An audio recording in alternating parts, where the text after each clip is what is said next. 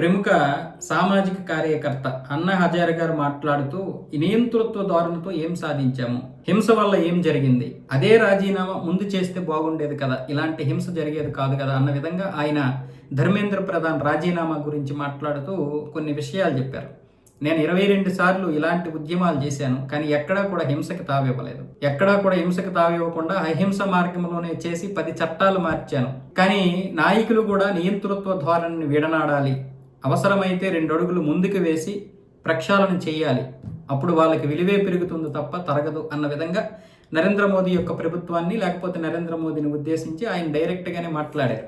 ఆయన ఉద్దేశం ఆయనది కావచ్చు, కానీ అన్నా హజారే గారికి నిజంగా తెలుసో లేదో తెలియదు. ఈరోజు ఆయన కింద వచ్చినటువంటి ఈ అరవింద్ కేజ్రీవాల్ లాంటి వాళ్ళని ఈరోజు ఆయన చూసే సిగ్గుపడేటటువంటి పరిస్థితి మనం చూసాం.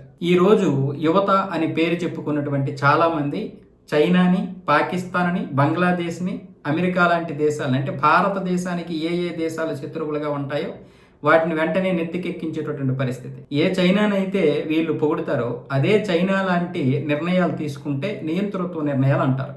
అదే చైనా ఆ నిర్ణయాలు తీసుకుంటే ప్రజాస్వామ్య నిర్ణయాలు అయిపోతాయి. వీళ్ళకి చైనాలాగా అభివృద్ధి చెందాలనుకుంటున్నటువంటి వీళ్ళు అలాంటి నిర్ణయాలతో మొత్తం దేశమంతా ఒకే పార్టీ ఉండాలంటే మాత్రం మళ్ళీ వీళ్ళు భరించలేరు సార్. మీకు తెలుసో లేదో ఈరోజు యువతలో చాలా వరకు విద్రోహ శక్తులు దూరిపోతున్నాయి. మీకు తెలుసో లేదో మరొక్క 4 రోజులు కనుక ఈ ఉద్యమం ఇలాగే కొనసాగితే ఒక 3 4 సజీవ దహనం చేసేసి దాన్ని ప్రభుత్వం మీదకి నెట్టేసి దేశంలో అశాంతిని రేగగొట్టడానికి చాలా మంది తీవ్రంగా ప్రయత్నాలు చేస్తున్నారు సార్.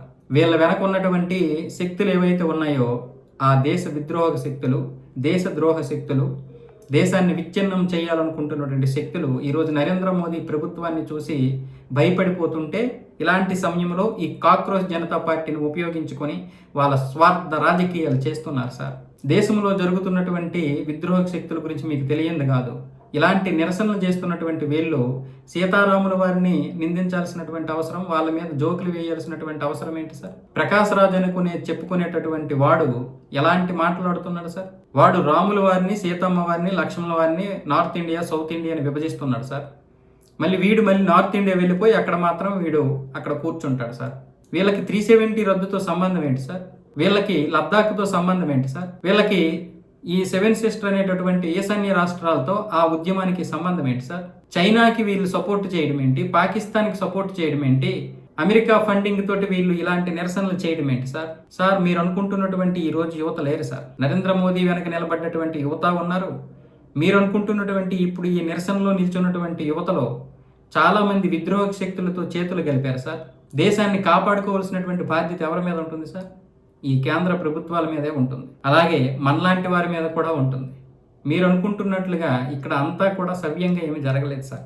విద్యార్థుల ముసుగులో ఒక పెద్ద విధ్వంసకరమైనటువంటి పరిస్థితిని ఈ దేశంలోకి నెట్టేయాలని, తద్వారా పార్లమెంటు సమావేశాలు పూర్తిగా నడవకుండా అవసరమైతే ప్రభుత్వాన్నే పూర్తిగా నాశనం చేసేసి మొత్తం కొలాప్స్ చేయాలన్నటువంటిది వీళ్ళు ప్లాన్ చేశారు సార్. ఒక నేపాల్ లాగా, బంగ్లాదేశ్ లాగా, శ్రీలంక లాగా ఒక అస్థిరమైనటువంటి రాజకీయం కోసం వీళ్ళు ప్రయత్నాలు చేశారు సార్. అధికారం కోసం, అధికార మదం కోసం, పదవుల కోసం, డబ్బు కోసం, ఈ అధికార మదంతో దేశాన్ని విచ్ఛిన్నం చేయడానికి, అధికార మదంతో లేదా పదవులతో మొత్తం దేశాన్ని వాళ్ళకిష్టం వచ్చినట్లుగా మార్చుకోవడానికి, రాజ్యాంగాన్ని పూర్తిగా మార్చేయడానికి, 370ని అమలు చేసి పాకిస్తాన్ని, భారత్ని కలిపేయడానికి వీళ్ళందరూ పెద్ద కంకణమే కట్టుకున్నారు సార్.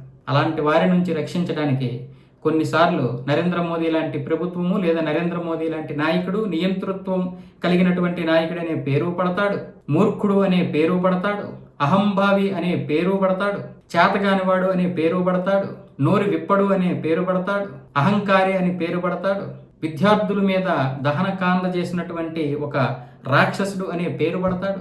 తప్పదు సార్. దేశం కోసం, ధర్మం కోసం ప్రాణ త్యాగాలు చేసినటువంటి దేశం మనది.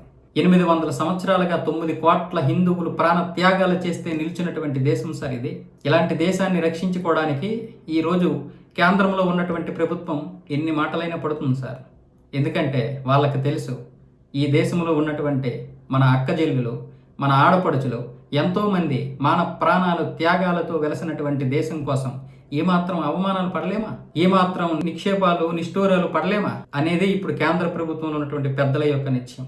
వాళ్ళు తరతరాలుగా ప్రభుత్వాన్ని వేలాలనో, పదవుల్లో ఉండాలనో, కుర్చీల్లో కూర్చోవాలనో ఈ దేశంలోకి రాజకీయాల్లోకి రాలేదు సార్. చాలా మంది ఏ రకంగా అనుకోవచ్చు, నరేంద్ర మోదీ వేల కోట్లు సంపాదించి ఏ సంతానానికి ఇచ్చేయాలి? ఇప్పుడు ఉన్నటువంటి డబ్బు సరిపోదా? ఆయనకు ఉన్నటువంటి ఆ జీతాలు సరిపోవా?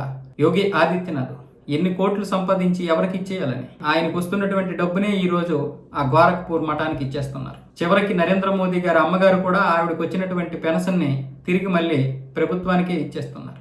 నరేంద్ర మోదీ గారు కూడా ఆయనకు కావలసినటువంటి సొమ్ము తీసుకొని మిగతాది స్వచ్ఛంద సంస్థల్లోనే పోసేస్తున్నారు. అమిత్ షా గారు సంపాదించుకున్నటువంటి సంపద సరిపోద్ది, వాళ్ళ అబ్బాయి సంపాదిస్తున్నటువంటి సంపద చాలు. ఎవరి కోసం?